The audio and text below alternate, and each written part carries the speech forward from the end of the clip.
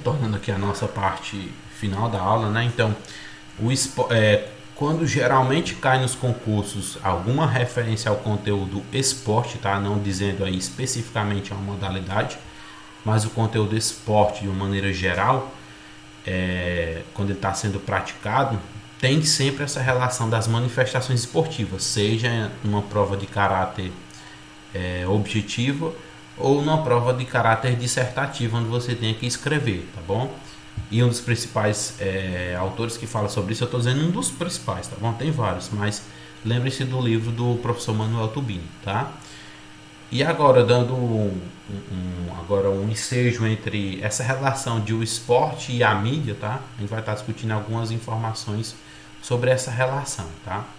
Então, a relação entre a mídia e o esporte vem se estreitando cada vez mais ao longo dos anos, até chegarmos ao estado atual de dependência mútua. E principalmente nesse período de pandemia, a gente vê muito essa relação esporte e mídia, né? Porque a gente precisa dela, no caso, os clubes, os atletas aí precisam dela para se sustentar, né? Um jogo televisionado principalmente, porque a gente não está tendo acesso aos estádios, né? Quando tinham acesso ao estádio, essa parte da mídia, de certa forma, ela era até um pouco dispensável, né? Porque a principal fonte de rendimento, às vezes não era nem da mídia, mas sim dos caixas em detrimento dos estádios lotados, tá bom? Ei, Kleber, Oi. no tempo do. Agora o senhor falou um negócio de muita verdade. Nesse negócio de mídia. Ó, cara, por exemplo, no futebol é uma coisa muito evolucionária em questão a marketing dessas coisas. Divulgação. Rapaz, em 2014, quando era a época do. Como é? Da Copa do Mundo, Hum. aí o Brasil, por exemplo. Cara, não é cara dizer nada não, mas ó, até o jogador que não era bom, ele se tornava bom através do marketing. Mas eu não tô dizendo que é o caso, por exemplo, o Neymar. O Neymar é um jogador muito bom. Aí, tipo assim, ele se tornou mídia baixa. Nossa, em todo canto ele se tornou mídia nesse tempo. Ele era uma mídia de dente, de prestobaba, de não sei o que, de guarda-roupa, É. acho que era capaz de ração de gato, ele era. Tipo, ele fazia mídia de todo jeito, de todo jeito, de todo jeito. O que é que achava? O povo achava ruim, não sei o que, não sei o que. Todo mundo. Aí o que é que ele falava? Cara, quem tá ganhando sou eu, né? Tipo, ele ganhava dinheiro, acho que ele ganhava mais dinheiro em cima da mesa do que no próprio futebol. Que Ele fazia ganhava bastante. muito, viu? Ganhava Ganhava muito mesmo. muito mesmo. E essa daí, é claro, a gente colocou dos clubes, mas esse ponto que a Eliane citou é uma coisa que leva o atleta assim bem pra frente, né? E depois da Copa de 2014, né? Surgiram até alguns marketings bastante interessantes aí sobre queda, né? Porque ele caía demais. Não, foi 2014 não, foi bem recente essa. Não, Foi é mesmo. 2014, eu tô voando, nós estamos em 2021, a última foi 2014 mesmo, né? E aí aquele caía bastante, né? Então teve um bocado de coisa, marketing tipo, não caia como o Neymar, leve sua empresa pra cima e por aí vai, Vários né? memes. Mas Eu acho que enfim, ele ele foi. tava um pouco Eu acho que preocupado, ele. né? Eu acho que ele foi contratado pelo PSG por conta dessas mídias. Teve até alguns vídeos, né, que saíram aí de alguns clubes de futebol fazendo, tipo assim, uma chacota, né? Todo mundo treinando lá. Pelo menos eu vou citar um que eu vi, né? Que todo mundo lá correndo no estádio, aí o professor, Neymar, Neymar, e todo mundo caía segurando os joelhos, os atletas tudinho. Enfim, na realidade aquilo ali acabou foi dando mais lucro pra ele, né? Porque ele apareceu mais na mídia.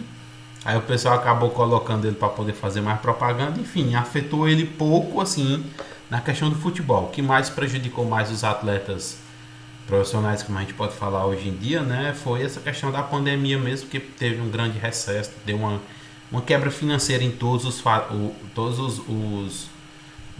os setores, né? E aí, enfim, acabou prejudicando a economia mundial, né? Mas nessa perspectiva de marketing e mídia, antes desse período aí, o pessoal só utilizava mesmo para poder tá tendo um usufruto aí bastante financeiro, né? Então, uma dependia da outra, o esporte dependia da mídia e a mídia também ganhava dinheiro com o esporte, vendendo o esporte, né? Então, ó, no Ei, caso aqui, Kleber. ó, oi, O Assim, o Neymar, ele é muito bom, ele joga bem, sabe? Ele é bom mesmo. só que não se compara ao nosso guerreiro CR7. Então, só pra deixar claro isso aqui, sabe? Daqui a pouco vai ter alguém discutindo aí com você. Eu quero que fala, eu quero que bata de frente comigo, que é melhor. Ah, Ó, para tudo no banho. falando aí dessa questão aí do esporte e a mídia, né? Essa relação que eu acabei de citar aqui, mas já estava aqui que eu ia falar para vocês, né? O crescimento mundial na cobertura esportiva pela mídia tem sido a principal alavanca do que se chama hoje o marketing esportivo, né? O ganho de dinheiro em cima do esporte. Sem tal cobertura, o gigantesco crescimento do interesse pelo esporte nunca teria ocorrido, né? E as várias indústrias que dependem dele jamais teriam se desenvolvido. A gente fala numa relação mútua de dependência, né? Porque, por exemplo, foi até nessa aula mesmo, não sei se foi esporte lazer, mas foi aspecto histórico que a gente estava citando aí da questão do futebol Kleber, desculpa atrapalhar feminino, o né? senhor, Pode mas o falar. Gabriel ele quer entrar. Pronto, diga ele só, se ele quiser. Tá bom.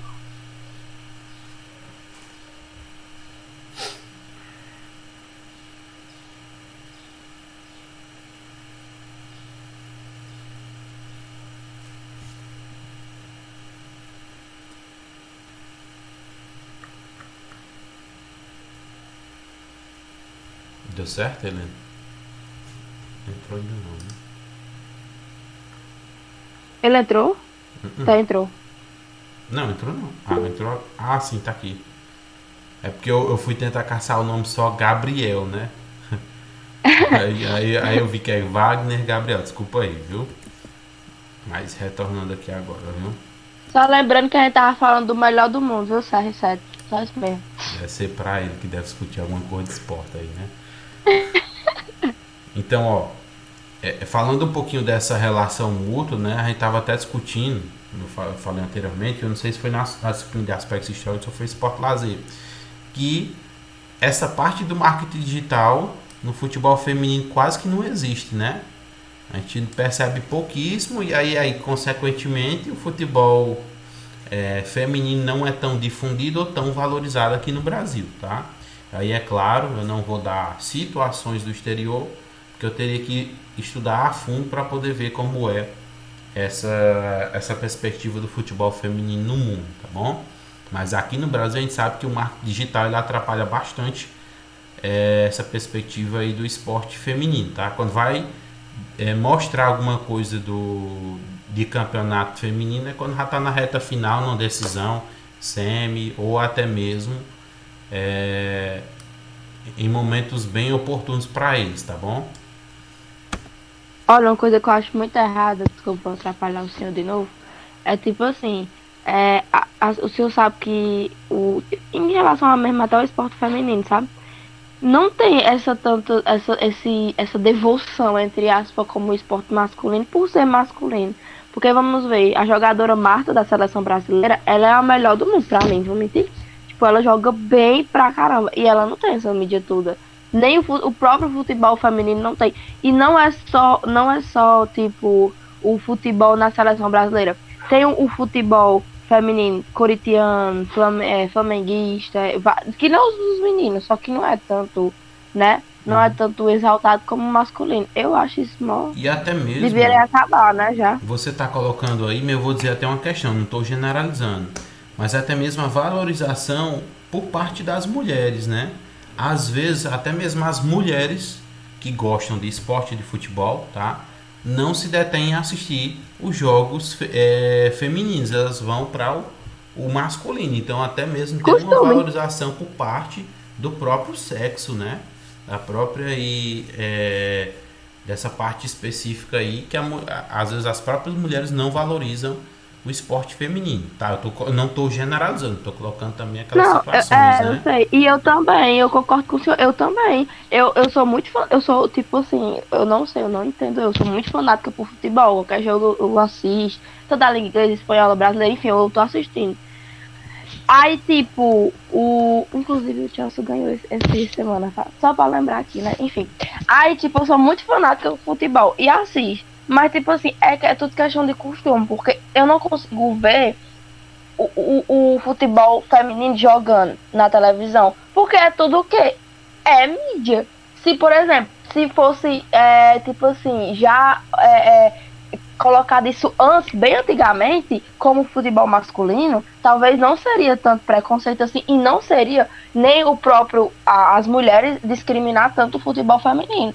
Mas não, a gente não assiste porque não tem como futebol masculino, não tem a valorização como o futebol masculino, e não tem essa didática como o futebol masculino. Por isso que a gente só tá assistindo o futebol masculino. Aí por isso, tudo é questão de costume, tudo é questão do que você assiste desde o começo e tal. Aí É verdade. tudo se envolve. Tem esse ponto aí também. Tá?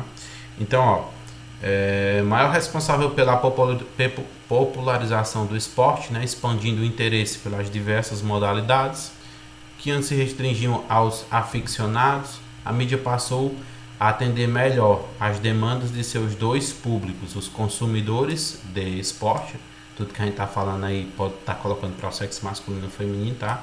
Que são os telespectadores e os torcedores, e o mercado anunciante, interessado em atingir esses consumidores, né? Aí pode estar colocando esse mercado aí anunciante como consumidores para aqueles artigos esportivos, né?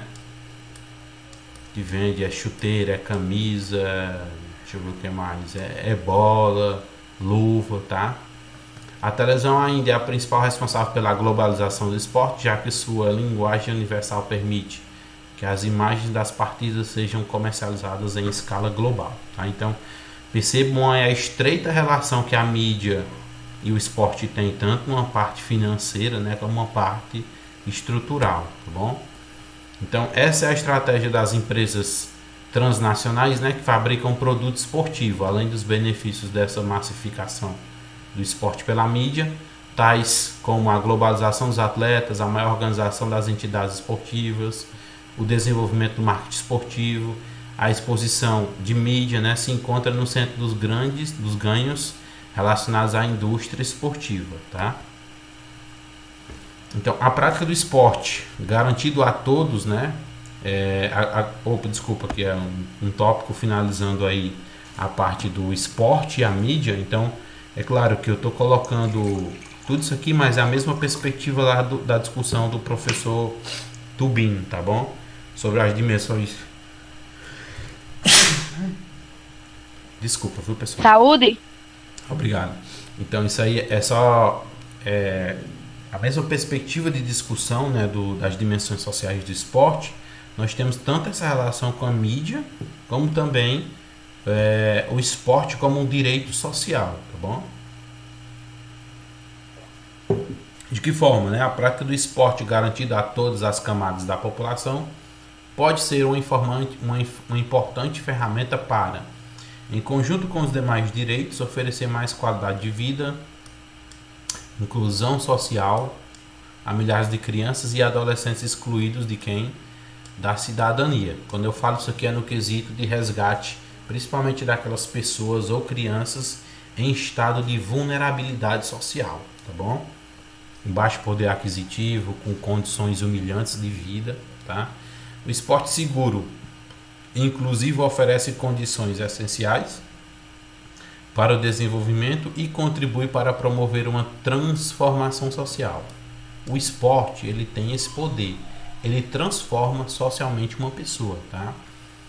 Eu dou exemplo agora não meu, mas de um colega meu que trabalhava por muito tempo. Ele sempre gostou desses trabalhos sociais, esses programas do governo, e ele trabalhava num projeto chamado Projeto Segundo Tempo. Não sei se na cidade de vocês tinha esse projeto, e esse Projeto Segundo Tempo era muito voltado principalmente para essa parte do direito social, ou seja, dos excluídos da cidadania. Ele era muito empregado em comunidades, em bairros que as crianças tivessem pouco acesso à saúde, educação, saneamento básico, e é claro, estivessem bastante em risco de quê?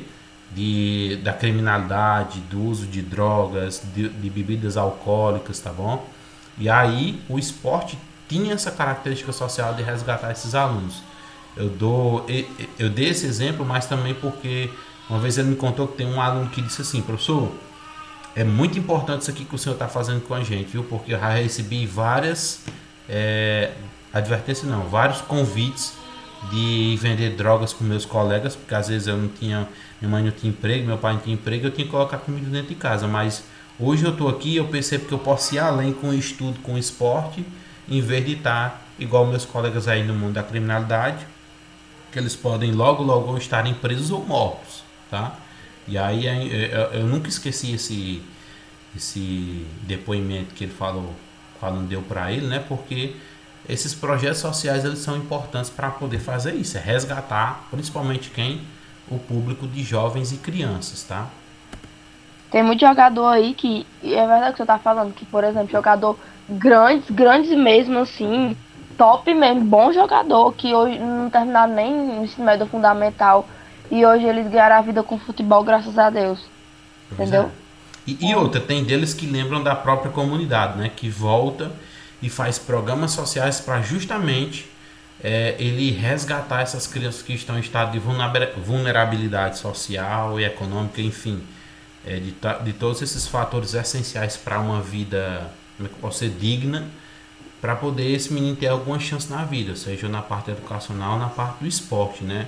Eu não lembro agora, mas eu não sei, não é Mbappé não, mas era um jogador aí que era africano, que ele doava 50% do salário dele, ou era 70% do salário dele, para programas sociais. Teve até assim, teve uma matéria que disse assim, ele tinha um iPhone, né? Mas no iPhone, o iPhone dele era com a tela quebrada. Os colegas ficavam questionando: por que é que você não troca a tela do seu celular? Não troca seu celular? Você tem condição de ter um celular novo, bem mais recente, porque eu tenho pessoas da minha comunidade morrendo de fome. E aí ele doava, se não me engano, era 70% ou era 50% do salário dele para poder converter nesses programas sociais, né? Então a gente tem aí o esporte como um direito social e como uma ação social de resgate da população, especificamente crianças e jovens que são o futuro, né?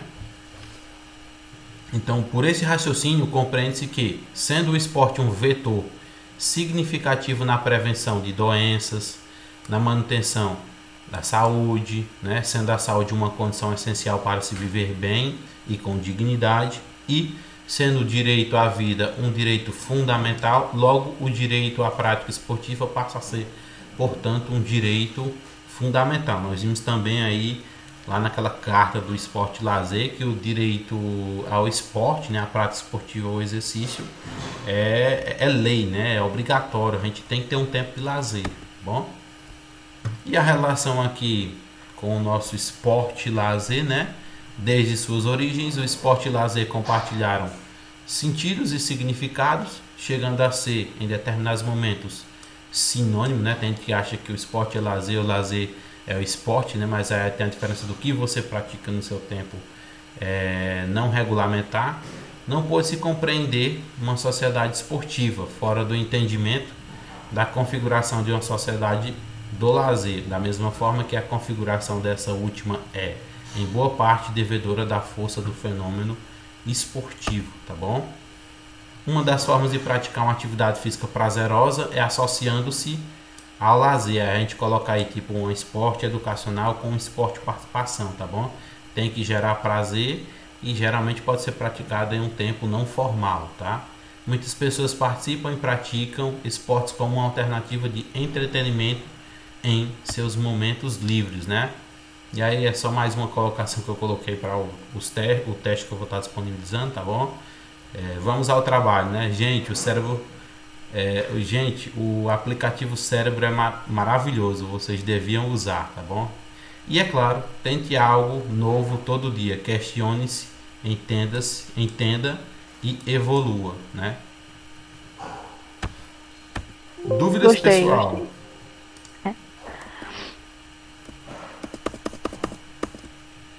Dúvidas, pessoal? Não. Aí a prova vai ser de 17 a 23, né?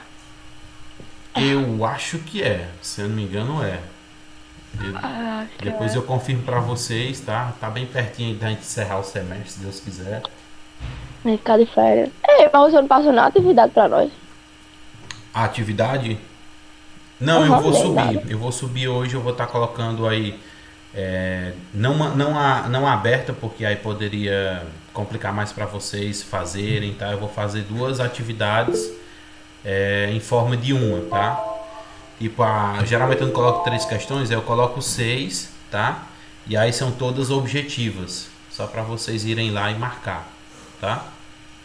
E quando é o dia do trabalho? Que trabalho tu tá dizendo? Pra gente entregar Sim, o teste tu tá dizendo que eu vou colocar? o seminário. Sim, é porque tu tá perguntando agora em aspectos históricos, né? É, facto histórico. Ah, sim. Se eu não me engano, eu marquei foi 17, não? A entrega. Eu vou estar dando uma olhadazinha no calendário. Eu Você informo não a marcou de você. certeza, não. Hã?